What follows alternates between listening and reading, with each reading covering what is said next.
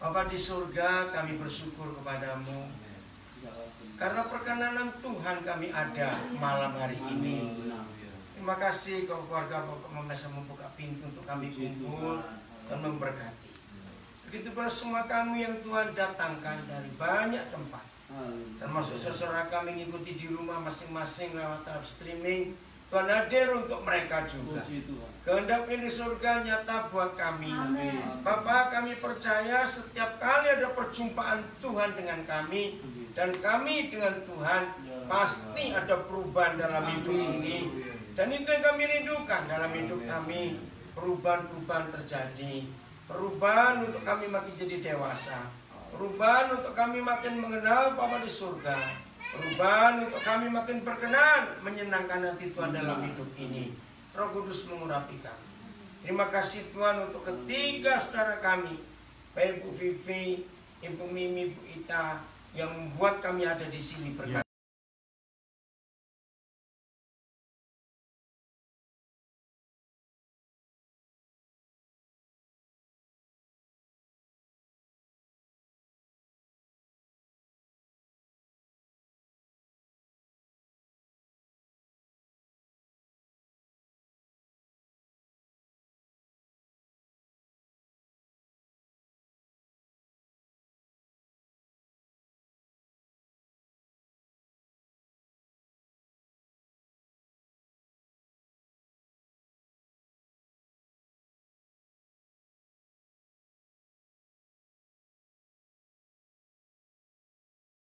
Kali gereja saya lupa di Bangka atau di Belitungnya yang undang, tapi pas waktunya nggak cocok. Jadi terima kasih kepada tiga kakak beradik yang hebat-hebat ini. Asli orang Bangka ya, nggak ada campuran. Baik, kami datang berempat tadi pagi. Ayo kita belajar firman Tuhan. Hari ini kita akan belajar, mungkin akan membuat beberapa kita itu terkejut. Ya, kenapa terkejut? Karena konsep ini kita belum pernah tahu.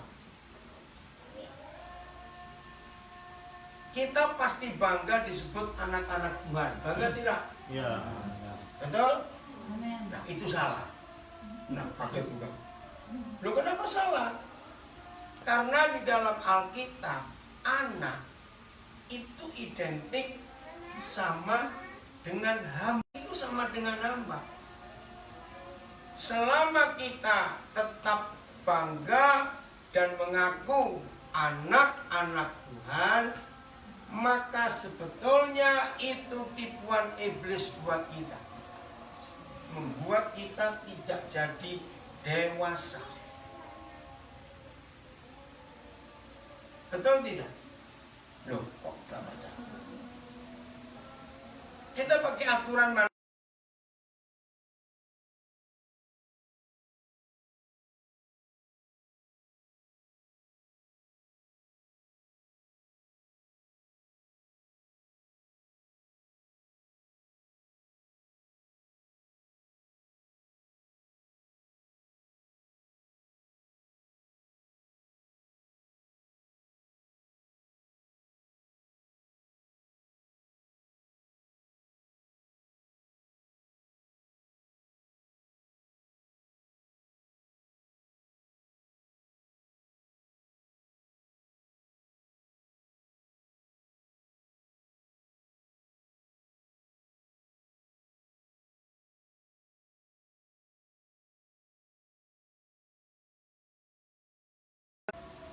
Betul tidak?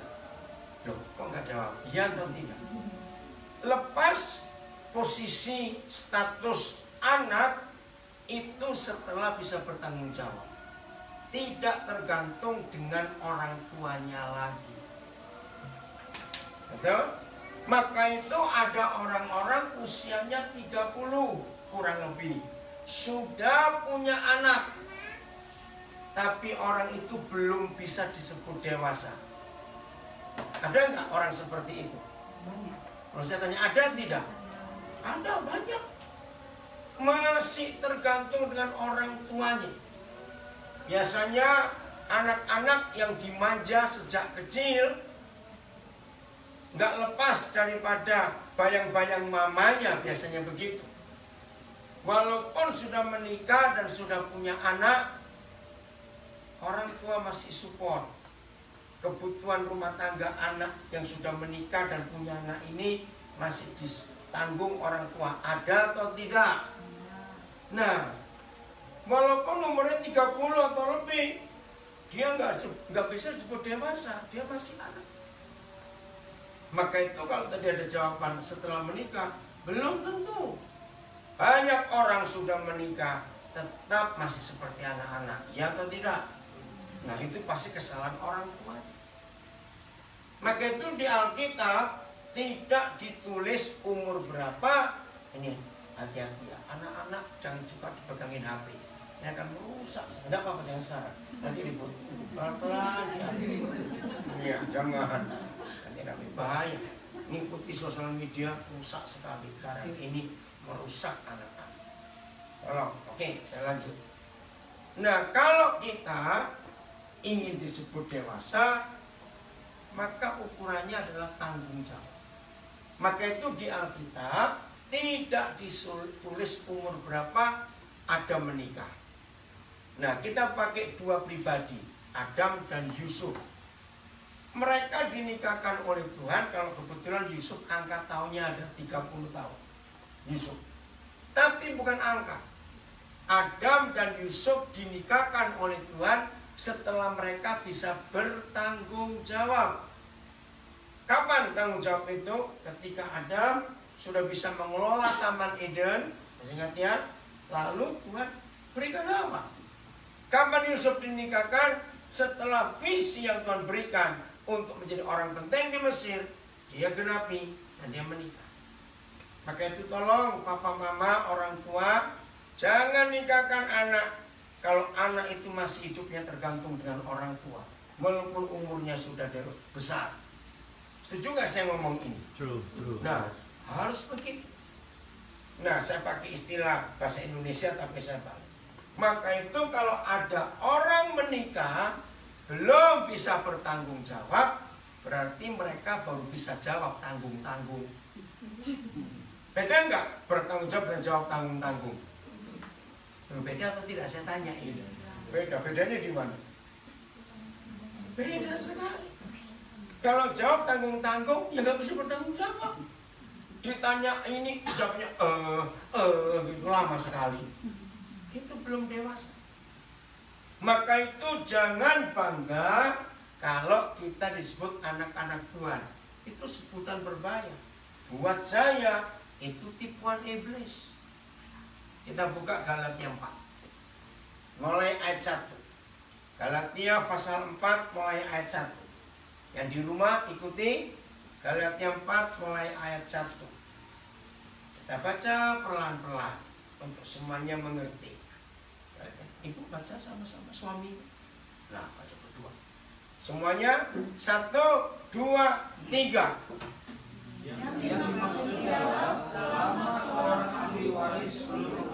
Nah, stop. Yang dimaksud ialah selama seorang ahli waris belum akil balik, artinya belum dewasa, belum lewat masa puber, bahasa asingnya, belum dewasa. Ulangi dari depan, 1, 2, 3. Yang dimaksud ialah selama seorang ahli waris belum akil balik, sedikit pun ia tidak berbeda dengan seorang hamba. Nah, stop. Ini ayatnya. Ahli waris. Walaupun ada orang kaya di Pangkal Pinang, sebut nama siapa saya nggak tahu karena ini pertama kali saya ke Bangka. Orang kaya punya 1 anak. Tapi masih umur 7 tahun. Ahli waris. Karena orang kaya itu nggak punya anak lain cuma 1. Bisa nggak dia dipercaya kekayaan orang tuanya? Umur 7 tahun aja menjawab. Kenapa?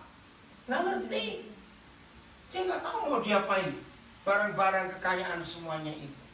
Nah, apa yang terjadi kalau seorang anak ini belum akil balik? maka dia tidak lebih dari seorang hamba. Kenapa disebut hamba? Baca kalimat berikut. Sungguh pun ia Tuhan dari segala sesuatu yang dimiliki papanya. Dia Tuhan. Dan orang tahu statusnya Tuhan, pemilik. Tapi karena masih anak-anak, maka dia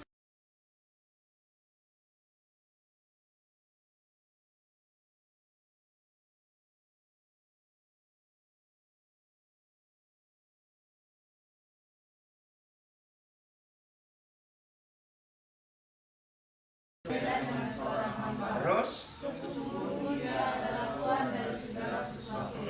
ayat 2 terus walaupun ahli waris, pemilik semua yang papa mamanya punya karena ini anak tunggal, tetapi karena masih kecil maka dia di bawah perwalian. Siapa namanya anak ini? Aletea. Umur berapa? Kamu mau kerupuk? Aletea umur berapa? Umur berapa dia? Nah, masih kecil.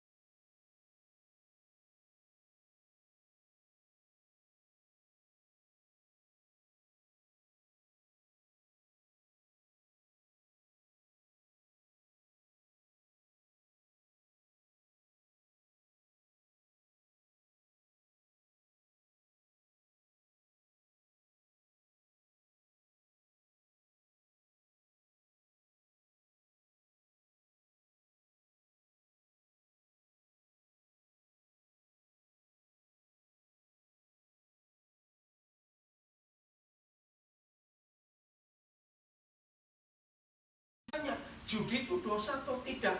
Dosa, goblok.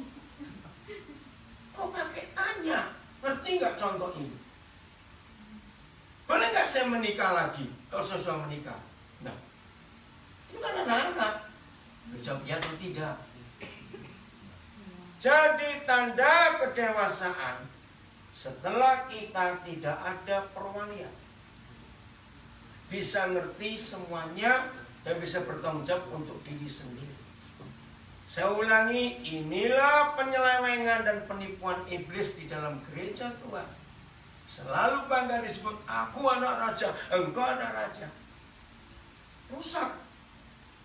Bangsa ini jadi rusak. Maka itu dalam hidup perlu sekali untuk kita mempelajari kebenaran ini, supaya kita menjadi anak-anak Tuhan yang berkenan kepada Dia. Katakan amin. Amin. Jadi saya ulangi lagi. Galatia 4 ayat 1 sampai berapa tadi? 2 kita baru baca. Jangan bangga disebut anak, walaupun ahli waris, walaupun tuan atas semua kekayaan orang tuanya. Tapi kalau dia masih anak-anak, dia adalah hamba. Kenapa disebut hamba? Jawab lagi, karena di bawah pengawasan, perwalian. Ada yang menjaga, ada yang menuntun. Sebab dia nggak tahu dosa itu apa, kejahatan itu apa, racun apa, dia nggak tahu. Strom itu ada listrik, itu ada lubang, itu ada api. Anak itu ngerti atau tidak? Tidak. Maaf ya.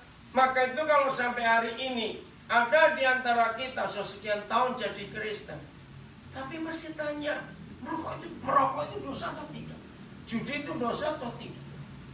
Lihat film porno itu dosa atau tidak? Itu contoh-contoh bahwa kita masih anak-anak. Walaupun kita ahli waris kerajaan surga, tapi kalau dosa aja kita masih belum tahu, berarti kita masih anak-anak yang adalah hamba. Karena masih perlu dituntun, masih perlu diberitahu. Benci pada orang itu dosa atau tidak? Nah, ada orang Kristen sudah lama jadi Kristen masih begitu pertanyaannya. Aneh bukan? Nah, kenapa? Karena belum dewasa. Terus ayat berapa? Ayat 3. Ayat 2 sudah selesai belum? Belum. Ayat 2. Lanjut ayat 2-nya. Dan di bawah perawalan dan pengawasan terus. Nah, sampai pada saat yang telah ditentukan oleh bapaknya. Terus ditentukan apa? Begitulah kita. Lanjut. Nah, selama kita belum akil balik, artinya masih anak-anak. Nah, kita masih takluk, tunduk pada roh-roh dunia. Itu posisi anak. Jangan bangga. Udah, kita nggak usah mikir jauh-jauh, terus belajar sekolah teologi, kelamaan dan mahal lagi. Belajar dari Presiden Jokowi. Ya, setelah Soekarno, baru presiden kita yang sekarang ini, yang anak-anaknya tidak boleh memakai fasilitas kepresidenan bapaknya, ya atau tidak? Sebelumnya ngaco semua. Betul?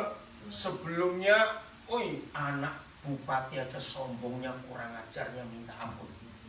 Betul tidak di Indonesia ini? Lihat, karena contoh dari presidennya. Sekarang, ketika Jokowi jadi presiden, anaknya 3, sudah menikah, nggak ada satupun anak-anaknya, bahkan menantunya dan keluarganya boleh memakai fasilitas kepresidenan. Maka itu unik di dunia ini, mungkin cuma presiden kita yang anaknya jual pisang goreng. Betul? Karena presiden mengajar anak itu dewasa. Nggak cuma minta. Maaf, harus sebut nama karena saya tahu semua. Kenapa anak-anaknya Presiden Soeharto jadi rusak semua? Sampai mantu-mantunya kemenakannya habis semuanya. Karena tetap anak-anak merasa aku kan anak presiden. Begitu banyak gereja-gereja Pantai Kosta, gereja-gereja karismatik merusak dengan doktrin aku anak raja, kamu anak raja, boleh minta apa saja. Nah, itu kurang ajar-ajarannya. Kita nggak jadi dewasa, selalu anak-anak. Maka itu jangan bangga disebut anak Tuhan, jangan bangga disebut anak raja, karena menurut Galatia 4 itu adalah status hamba. Kenapa, Jen? Suaranya putus-putus. Suaranya putus-putus. Udah, atau Papa maju lagi? Enggak tapi cepat. Maaf, ya tolong info terus yang di rumah, ikuti. Jadi konsep anak itu salah, jangan bangga. Saya ulangi, menurut Galatia pasal 4 ayat 1 sampai 3 kita baca. Anak-anak Tuhan itu adalah hamba yang masih di bawah perwalian hamba. Jangan lupa kata itu. Oke. Kenapa sih? Yohanes 15 ayat 15. Nah, beberapa jam sebelum Tuhan Yesus masuk ke Getsemani, dia berdoa sambil bercucuran keringat bercampur darah, lalu dia ditangkap. Nah, berapa jam? Mungkin cuma 3 jam sebelum itu dia ngomong begini. Ini luar biasa. Nah, ini yang gereja jarang sampaikan. Yohanes 15 ayat 15. Ayo semuanya kita baca. Yohanes 15 ayat 15. Kita harus tahu apa yang Tuhan ingin katakan kepada kita. Udah, Yohanes 15 ayat 15. Udah ya? 1, tolong semuanya baca yang bawa Alkitab. 1, 2, 3. Aku tidak menyebut kamu lagi hamba. Nah, stop. Ini Tuhan Yesus yang bicara. Aku tidak menyebut kamu lagi hamba. Tadi siapa yang identik dengan hamba? Anak. Maka saya ganti sesuai Galatia 4. Aku tidak menyebut kamu lagi anak Tuhan. Kenapa? Karena hamba atau anak tidak baca, tidak tahu. Nah, nggak tahu Tuhannya mau buat apa. Kalau dia anak Tuhan, itu adalah hamba, nggak tahu. Kenapa nggak tahu? Masih main terus. Lihat, Tea. Bisa nggak dia diajak ngomong tentang hutang orang tuanya? Ditanya kok. Bisa nggak? Nggak bisa. Bisa nggak Tea ini diajak mikir tanggung jawab orang tuanya? Nggak ngerti. Karena masih anak-anak. Ketika orang-orang Kristen, ketika anak-anak Tuhan sudah sekian puluh tahun jadi Kristen, jadi anak Tuhan, tetap nggak ngerti apa kehendak Tuhan, nggak tahu. Tiap kali doa pasti minta, nggak ada yang lain. Minta, minta. Bayangkan kalau sampai Altea ini umur 25 tahun, ma, gula-gula ma. Sedih nggak papa mamanya? Jawab sedih tidak? Sedih. Ma, beli boneka ma. Main terus. Minta, minta. Sedih sudah. Lihat gereja-gereja. Dari pemimpin pujian sampai khotbah, isinya selalu jangan takut saudara. Punya masalah apa saja, berimanlah. Yesus satu menyelesaikan. Sering nggak kita dengar seperti itu dari pemimpin pujian sampai yang khotbah? Jawab. Nah, itu anak-anak. Kapan dewasanya? Nanti kalau Altea sudah dewasa, sudah punya pacar, siap menikah, cara berpikir sudah beda. Dia akan tahu apa yang dikehendaki oleh papa mamanya. Betul tidak?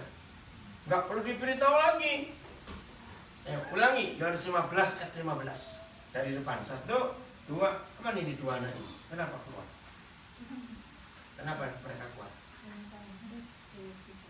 Ayo, cepat, jangan terputus kalian. Kalian dua anak muda perlu dengar firman ini. Saya tunggu kalian masuk dulu. Ayo cepat.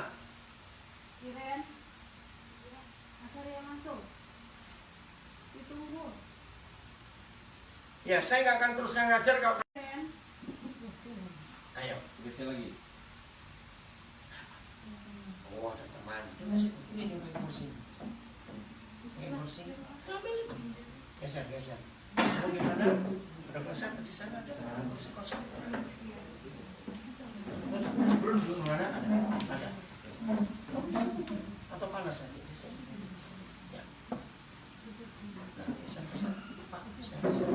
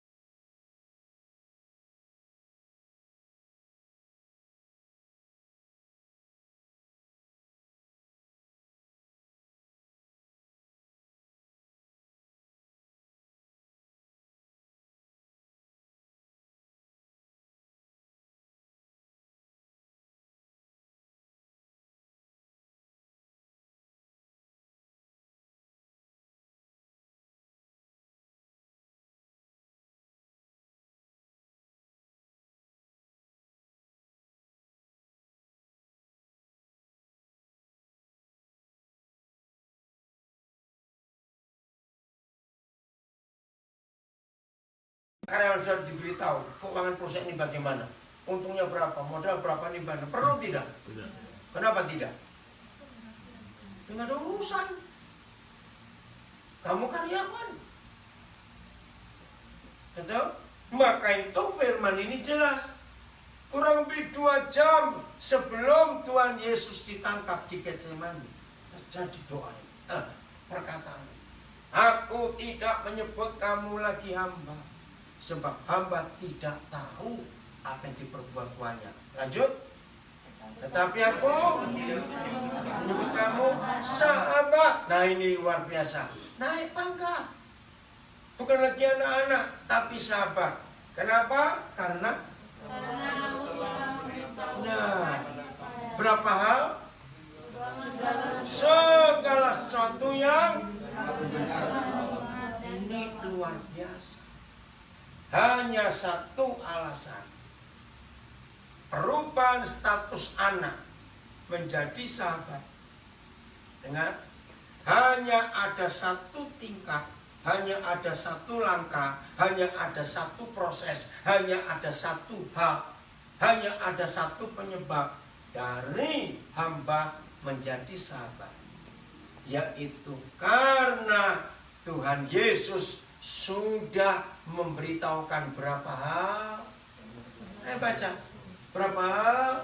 Segala sesuatu yang telah dia dengar dari Bapaknya. Begini pertanyaan.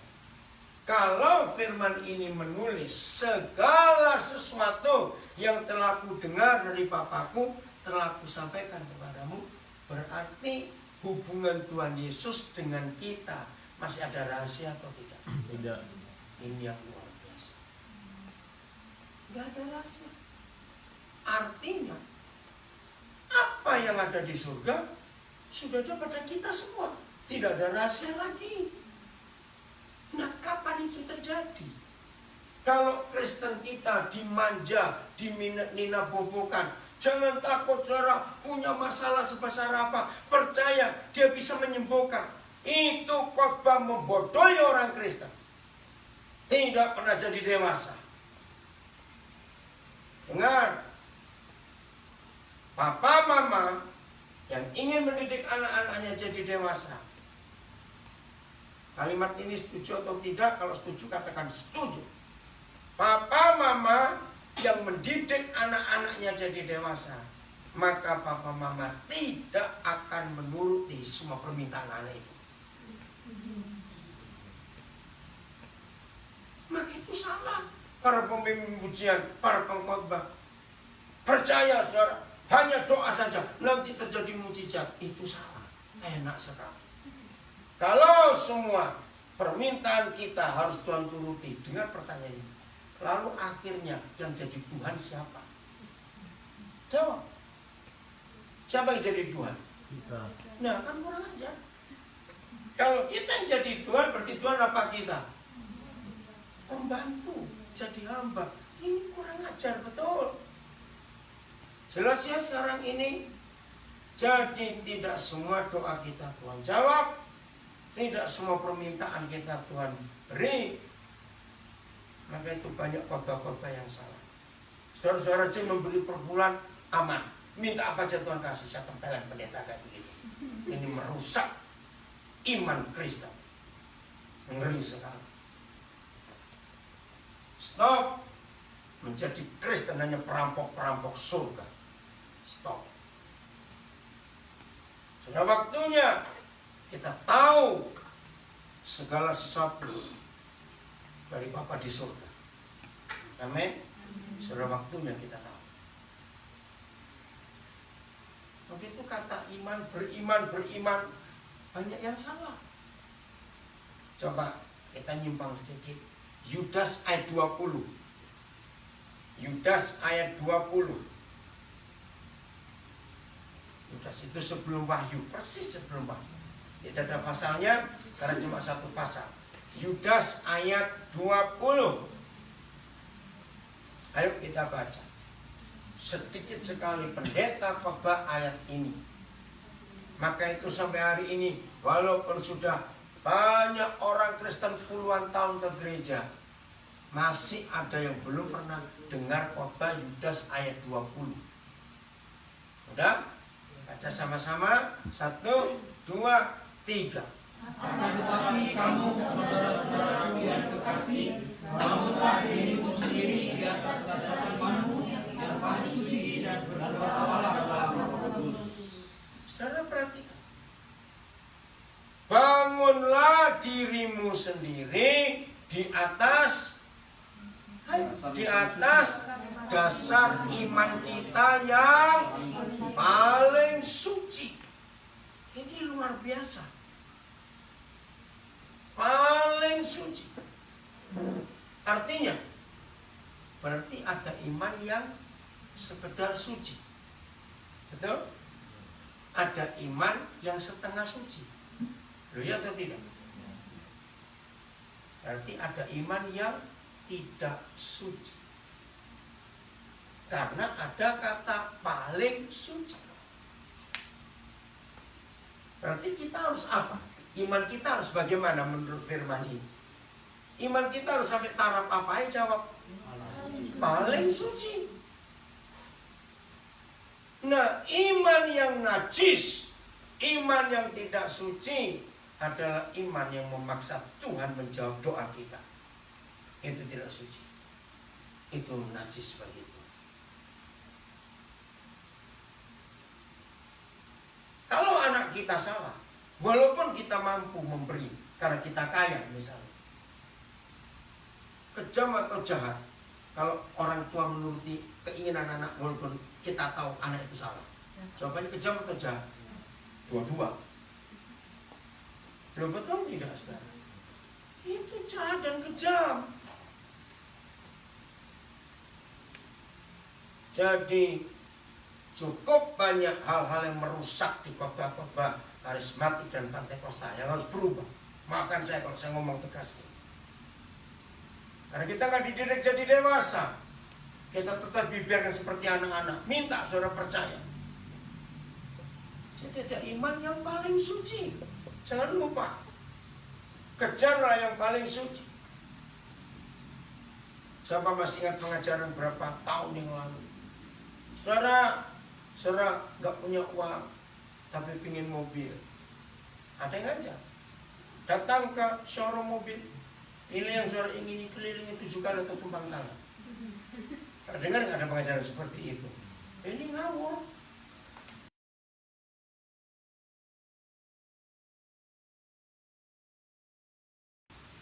Kita ada sesuatu, Mimi ada sesuatu, kita. Nggak lihat, ini bahaya. Anak-anak muda hati-hati. Minta saudara kriteria calon suamimu siapa, calon istrimu siapa. Sampai ada berapa belas kriteria. Ada pengajaran seperti itu, ini iman yang najis. Akhirnya Tuhan kita dikte, Tuhan kita atur. Dan dengan semua fasilitas, aku bisa memberi perpuluhan, persembahanku paling besar, aku ini paling rajin kalau ibadah. Terus nuntut Tuhan untuk jawab, ini kejahatan besar. Hati-hati dengan semuanya itu. Coba lihat Lukas 11 ayat 9. Tolong yang bawa Alkitab, buku, jujur, di Alkitab saudara ayat itu ada coretannya tidak? Lukas 11 ayat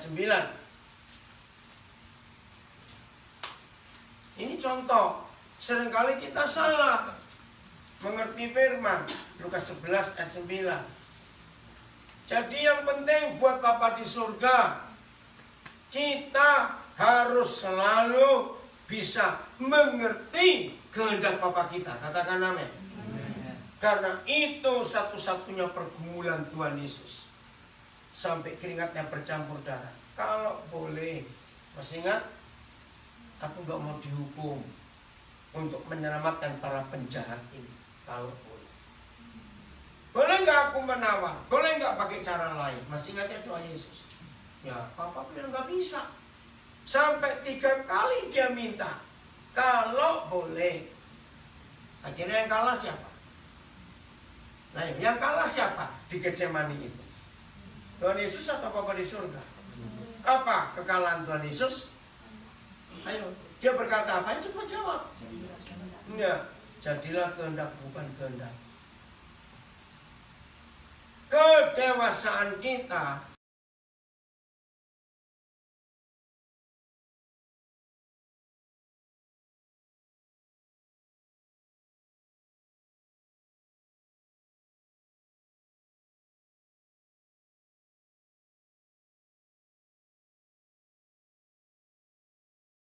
sangat berat. Ngerti ya? Udah. Apa bunyinya ayat 9? Oleh karena itu aku berkata kepadamu, mintalah maka akan diberikan kepadamu, carilah maka kamu akan mendapat, ketoklah maka pintu akan dibukakan bagimu. Ayo, sering nggak kita memaksa Tuhan pakai ayat ini? Sering. Nah, jawab yang lain. Sering nggak kita memaksa Tuhan pakai ayat ini? Sering. Sering.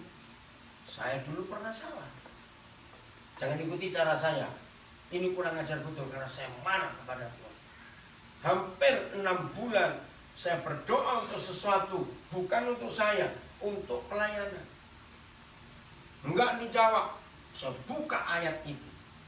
Saya tunjuk Tuhan baca ayat itu. Wih, betul kurang ajar. Aduh, kalau saya ingat itu saya malu sekali. Ternyata salah. Walaupun ada kata untuk pelayanan, tapi ternyata banyak pelayan-pelayan Tuhan melayani Tuhan bukan seperti yang Tuhan kehendaki. Jawab ya atau tidak? Seperti yang dia kehendaki. Orang itu kehendaki. Ya, ini yang Tuhan gak bisa jawab.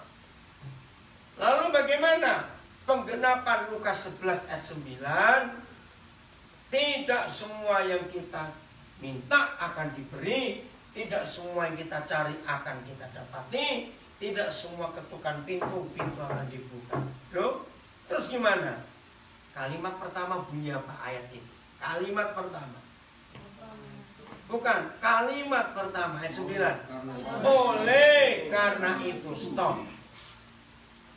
Oleh karena itu, aku berkata, mintalah, carilah, ketoklah.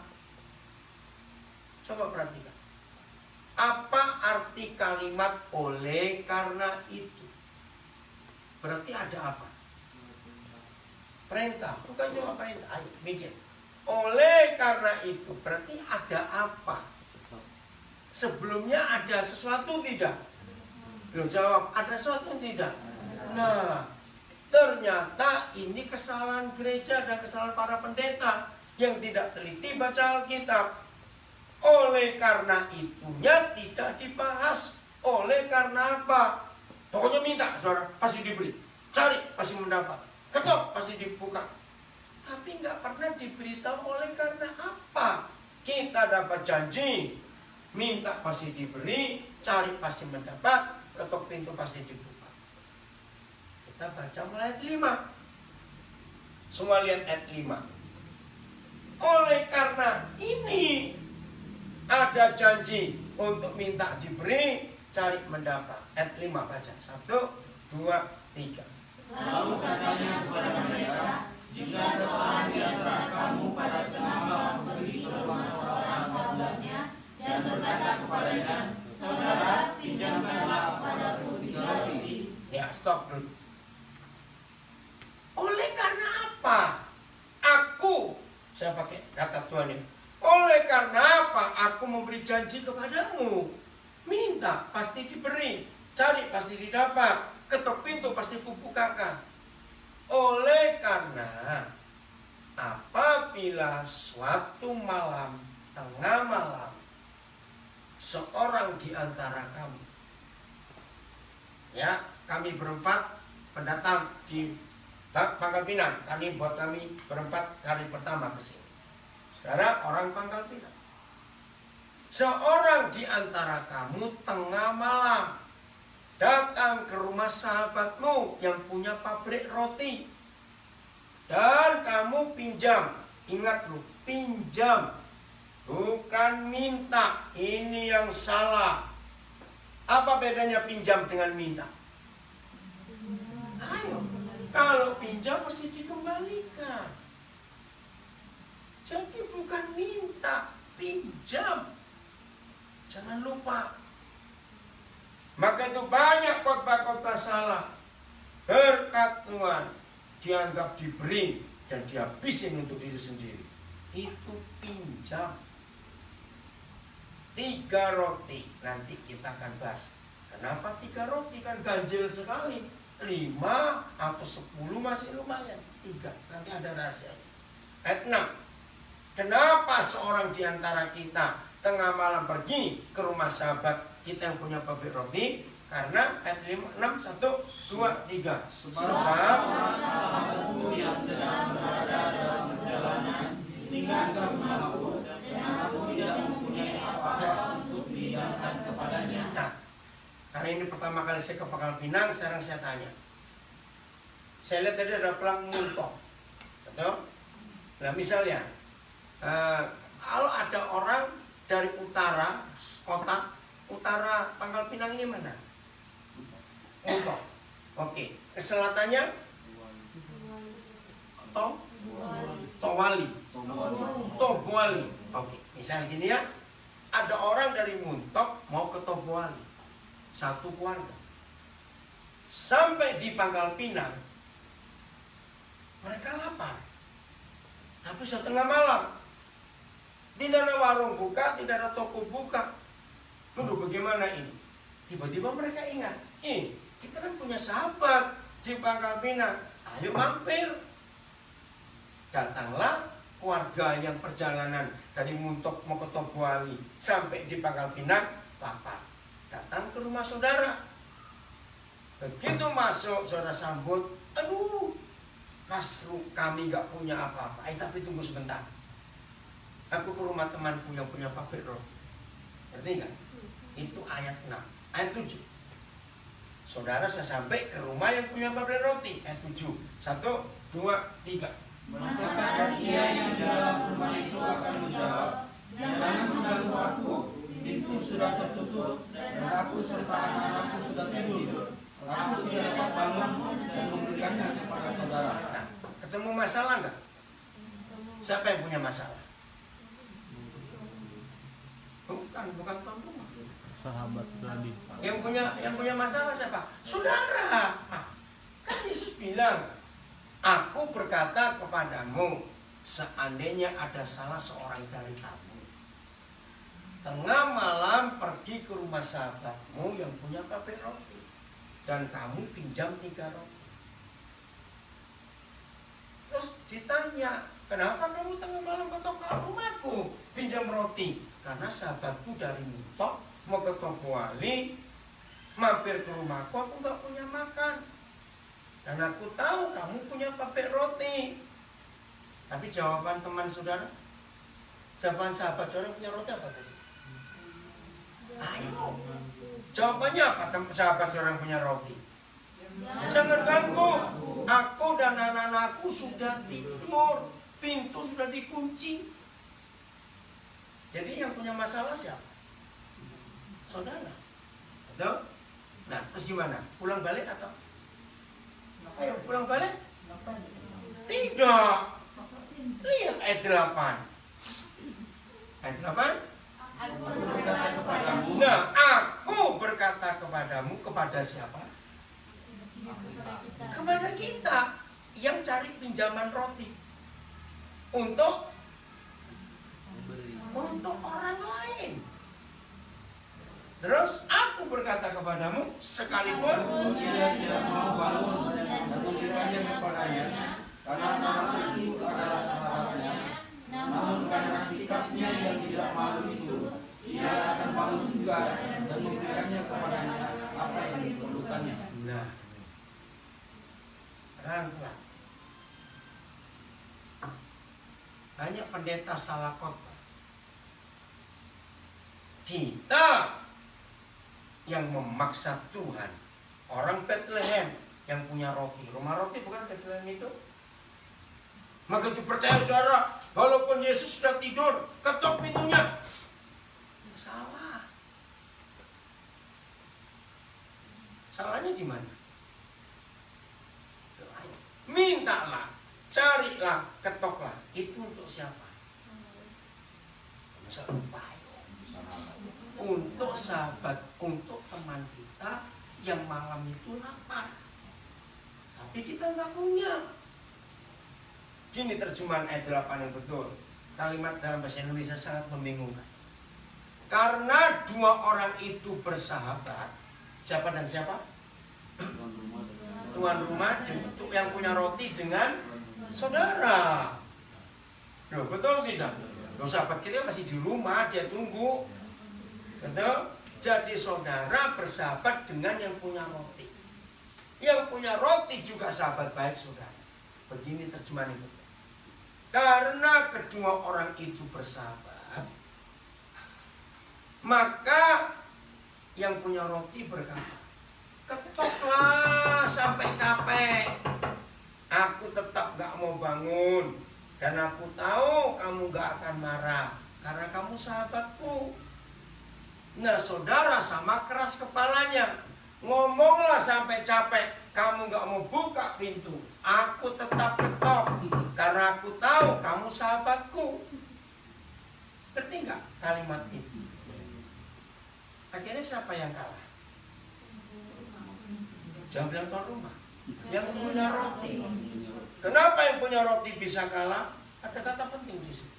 Sebab kita minta dengan tidak malu. Ini ayat luar biasa. Saudara dan saya diberi hak untuk minta tanpa malu, bukan untuk diri sendiri dan keluargamu saja, tapi untuk orang lain yang tengah malam kelaparan ini. Wow. Berapa puluh tahun saudara jadi Kristen? Kalau saudara orang Minasa semua, saudara lahir potong tali pusat pakai Alkitab, itu istilahnya. Berapa puluh tahun saudara jadi Kristen sebagai orang Minasa yang tinggal di Pangkal Pinang? Maaf, berapa kali saudara dengar khotbah kebenaran seperti ini? Khotbah salah tentang Lukas 11. Bahwa kita tidak boleh memaksa Tuhan untuk minta buat kepentingan diri sendiri bertobat. Bukankah sekarang tengah malam istilahnya betul? Iya. Dan banyak orang kelaparan. Kita nggak punya apa-apa, tapi ada sahabat kita. Tapi jangan lupa pinjam, bukan minta, pinjam. Kenapa?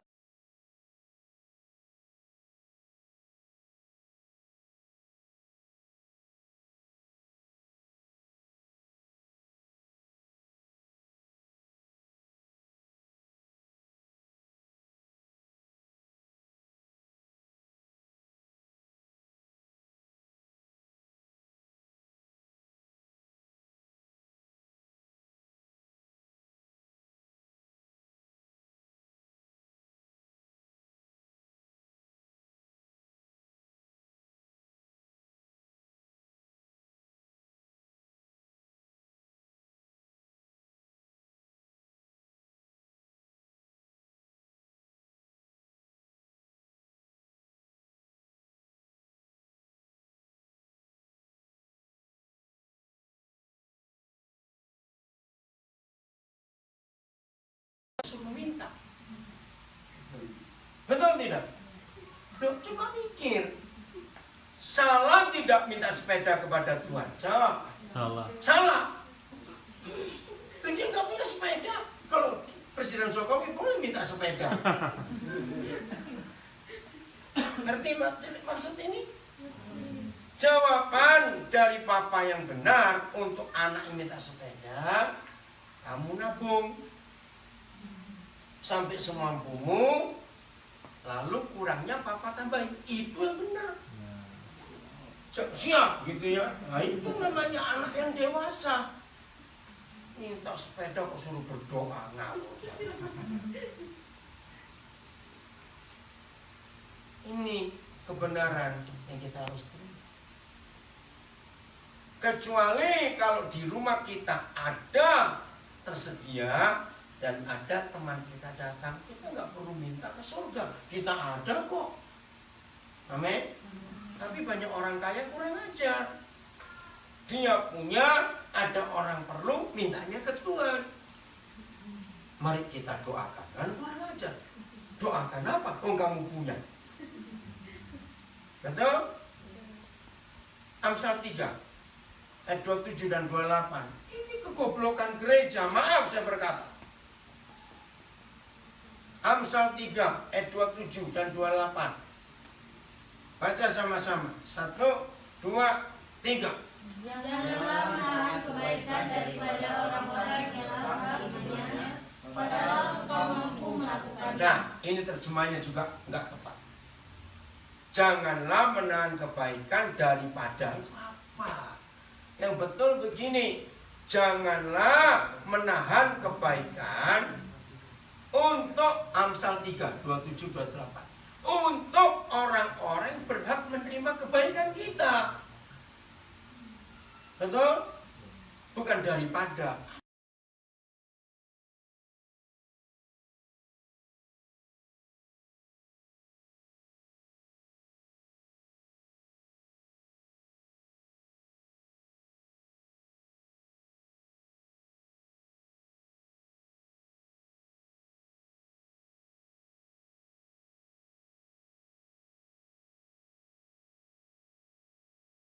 Bukan. Ayo kita beri. Jangan minta yang lain. Mengerti ya? Ayat 28. 1, 2, 3. Janganlah engkau berkata kepada sesamamu, pergilah dan kembalilah, besok akan memberi. Sedangkan yang diminta ada padamu. Udah ketemu? Rut 3, 27, 28. Lihat. Jadi kalau kita punya kalimat terakhir apa? Sedangkan yang diminta Ada padamu. nah, apa yang mereka minta ada pada kita. Tadi malam saya masih pelayanan di Surabaya. Keluar dari gereja itu sudah malam, jam 10 lewat hampir setengah 11. Begitu saya keluar, sudah sepi. Kami yang rombongan yang hampir terakhir. Biasa kalau saya begitu. Saya masih melihat ada 4 tukang becak yang tunggu penumpang. Dan saya tahu sudah nggak ada lagi penumpang. Karena yang masih ada, saya kenal mereka punya mobil. Kaget, ada satu pengusaha yang melihat saya. Maaf ya, saya cuma cerita. Jangan mikir macam-macam. Tuhan selalu beri belas kasihan kepada saya untuk orang-orang susah. Saudara, bukan kaget. Maaf, saya cuma cerita. Jangan mikir macam-macam. Saya keluarkan 400.000. Saya bagi 100 ke mereka. Saya lihat wajah mereka senang. Terus mereka mau nunggu siapa sudah malam. Berarti kalau ada orang perlu dan saya punya, saya nggak akan minta ke Tuhan. Karena yang diminta ada pada saya. Berarti nggak perbedaan. Lukas 11, kalau kita tidak punya, dan kita punya sahabat yang punya, dan caranya minta dengan tidak malu. Nah, kita seringkali balik ayat ini. Kita minta dengan tidak tahu malu untuk diri sendiri. Betul atau tidak? Bertobat. Ini waktunya kita minta kepada sahabat kita yang punya roti. Pinjam. Kalau kita sedang nggak punya. Beda nggak pengajarannya? Loh, saya tanya beda tidak? Selama ini kita cuma dijanji minta, percaya, Tuhan masih beri, mujizat masih ada, doa puasa kalau perlu. Nah, buat saya doa puasa seperti itu tuh demo mogok makan, supaya Tuhan kasihan. Daripada lu mati, buat tolongin juga. Bukan begitu. Jelas ya? Ayo kita belajar mulai hari ini untuk mengerti kebenaran ini. Betapa Tuhan ingin kita jadi dewasa, bukan anak-anak lagi, yaitu mengerti kehendak orang tua. Coba bandingkan, ini contoh. Anak yang model apa yang saudara suka, termasuk adik-adik remaja ya. Suatu hari kalian akan menikah nanti. Ingat, saya beri contoh. Ada anak-anak umur 25. Pak minta pak, ma minta pak, ma minta. Ya, orang tuanya salah dikasih. Tapi ada anak lain, ya orang lain, umur 20 tahun lebih. Tanya gini, Pak, Ma, apa yang saya bisa bantu untuk perusahaan mama, untuk perusahaan papa ini? Ngerti nggak contoh ini? Saudara milih anak yang mana? Yang kedua tuh, yang ingin tahu. Enggak yang kerjanya minta-minta melulu, tidak. Jelas untuk ini saudara, ayo mulai hari ini kita belajar untuk jadi dewasa. Jangan anak-anak terus. Karena anak-anak itu adalah apa tadi? Hamba. Ingat itu, hamba. Yang nggak tahu apa-apa. Tapi kita sabar. Nah, akhirnya pada kitab Wahyu. Coba baca Wahyu 19. Wahyu ya 19.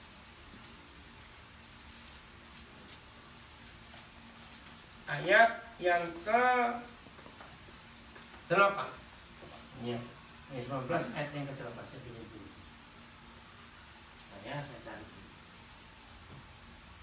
Oh, salah, bukan Wahyu 19. 16. Maaf, kita Wahyu pasal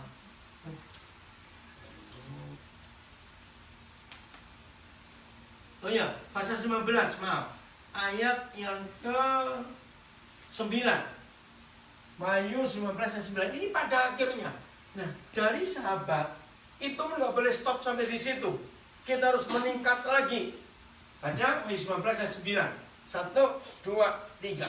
Lalu dia berkata kepadaku, tuliskanlah berbahagialah mereka yang diundang ke perjamuan kawin anak domba. Katanya lagi kepadaku, perkataan ini adalah benar, perkataan dari Allah. Luar biasa. Perkataannya adalah benar, yaitu firman yang datang dari Tuhan sendiri. Apa firman itu? Berbahagialah orang yang diundang ke perjamuan kawin anak domba. Bahagia tidak? Salah. Loh, kok salah? Begini, ini rahasia. Saudara, apa judulnya ayat 6? Perikop itu judulnya apa? Perjamuan kawin. Ayo baca, ulangi. Judulnya 1, 2, 3. Nah, ini tujuan akhir gereja Tuhan. Perjamuan kawin anak domba. Jadi pakai istilah Indonesia. Tuhan mantu. Betul nggak? Orang Bangka bilang apa orang? Kalau ada orang menikahkan anak. Ayo, kalimat apa yang umum di Bangka? Orang punya pesta, menikahkan anak. Apa? Orang Jawa bilang orang itu mantu. Di sini sama. Betul? Kata mantu ya. Nah, dengar. Sehebat-hebatnya orang Bangka diundang Presiden Jokowi waktu anaknya menikah. Bangga tidak? Pas undangannya ditempel di dinding. Ada namanya. Betul? Tapi ini salahnya. Sehebat-hebatnya saudara diundang oleh Presiden Indonesia yang sedang mantu. Pertanyaannya, lebih bangga yang diundang atau lebih bangga yang jadi mantu? Nah, itu yang harus kita cari. Jangan bangga kalau cuma diundang oleh Bapa di surga. Saudara dan saya harus berlomba-lomba mempersiapkan diri untuk jadi mantunya Tuhan, mempelai Kristus. Oh, enggak amin? Amin. Telat. Enggak dari tadi amin. Habis lagi. Udah sedikit, oke ya. Jadi ini kebenaran yang luar biasa. Jangan bangga walaupun ada tulisan berbahagialah yang diundang ke perjamuan kawin anak domba. Tuliskanlah perkataan-perkataan adalah benar, karena perkataan-perkataan dari Tuhan sendiri. Jangan bangga. Kita harus bangga kalau jadi menantu. Nah, ini diurutan. Anak yang adalah jadi sahabat. Nah, itu masa tunangan, masa pacaran dengan Tuhan Yesus. Kalau sahabat ini baik, lulus, maka akan dinikahkan dengan anak domba ini. Nah, ini yang kita tuju. Betul? Loh ya atau tidak ngerti gak sih ini firman ini? Ya, kalau nggak ngerti saya pulang juga. Saya ngomong 1 jam lebih nggak ngerti juga. Nah, ini yang Tuhan ingin atas hidup kita. Kristen yang dewasa. Betul? Bukan Kristen yang anak-anak yang nggak ngerti apa. Mau berubah mulai hari ini jadi Kristen yang benar, Kristen yang menyenangkan hati Tuhan, Kristen yang dewasa, menjadi mempelai anak domba pada hati. Itu yang Tuhan cari, itu yang Tuhan tunggu untuk kita semuanya. Nah, saya akan lagi dengan konsep ini. Lalu untuk saya gimana? Untuk keluarga saya bagaimana jaminannya? Kenapa untuk orang lain saja? Nah, berkat Tuhan tetap melimpah untuk kita. Kalau kita takut akan Dia. Saya mau bacakan 2 ayat. Saudara dan saya harus untuk dapat berkat Tuhan, Tuhan akan cek dan uji hati kita.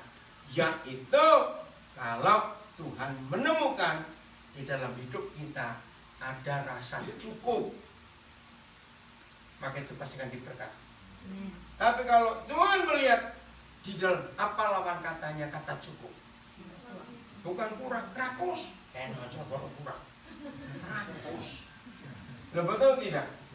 Orang yang nggak pernah merasa cukup, padahal dia lebih-lebih, itu namanya rakus. Orang binasa bilang galojo. Ya, galojo. Oke, itu orang Bangka bilang rakus. Oke, maruk.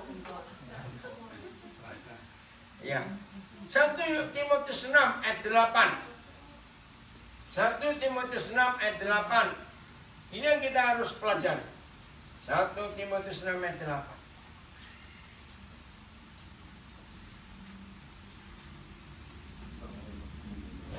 Ya, pendek sekali ayat ini, tapi ini luar biasa. Ya, 1, 2, 3. Ada makanan dan pakaian. Kok bacanya ragu?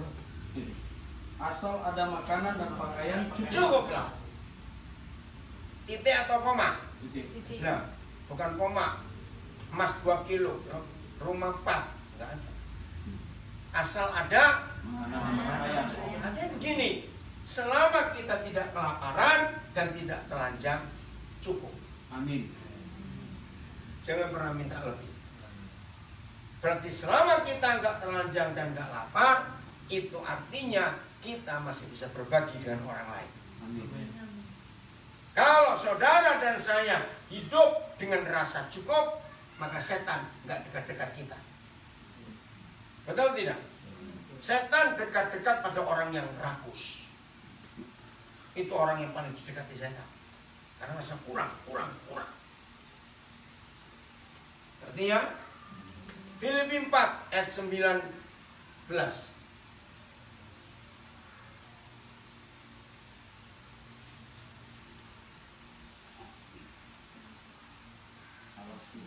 Ya, baca Filipi 4 19. Tunggu sampai yang lain dapat. Setelah Efesus Filipi dapat? Oke, 1, 2, 3. Aku akan memenuhi segala keperluanmu menurut kekayaan dan kemuliaan dalam Yesus Kristus. Nah, banyak pendeta pun salah khotbah. Menurut kekayaannya. Nah, itu salah. Jadi saudara tentu kaya atau tidak? Kaya. Berarti kita boleh minta semua kekayaannya. Salah. Terjemahan yang betul, menurut kemampuannya. Memang dia mampu. Tapi yang dia penuhi, jangan salah, bukan keinginan kita, tapi kebutuhan. Beda tidak keinginan dan kebutuhan? Bedanya di mana? Ayo, bedanya di mana? Cepat aja, lama-lama. Bedanya di mana? Kalau keinginan, hawa nafsu. Contoh, yang enggak diminta. Kaki cuma 2, bukan kaki 1000. Mau punya sepatu berapa? Betul tidak? Tangan cuma 2. Mau jam tangan berapa? Ngerti contoh ini? Jadi yang Tuhan penuhi, yang kita perlukan. Bukan kita inginkan. Nah, kalau ada orang Kristen suka hutang, itu yang dipenuhi keinginannya. Hutang terus. Nggak bisa. Asal ada makanan dan pakaian cukup lah. Bisa belum? Kebaca. Anda coba baca. Baca. Makanya ada pulpen. Jelas ya? Kalau hidup seperti ini berkenan kepada Tuhan. Amin. Jadi ingat, pinjamkan bukan minta. Artinya cukup untuk kita, bagi untuk yang lain. Itu arti kata pinjam. Jadi mulai hari ini kita nggak boleh salah. Dalam menjalankan hidup iman kita harus iman yang paling suci, yaitu iman yang betul-betul berkenan kepada Tuhan. Tuhan memberkati kita semuanya. Tepuk tangan buat diri sendiri. Luar biasa.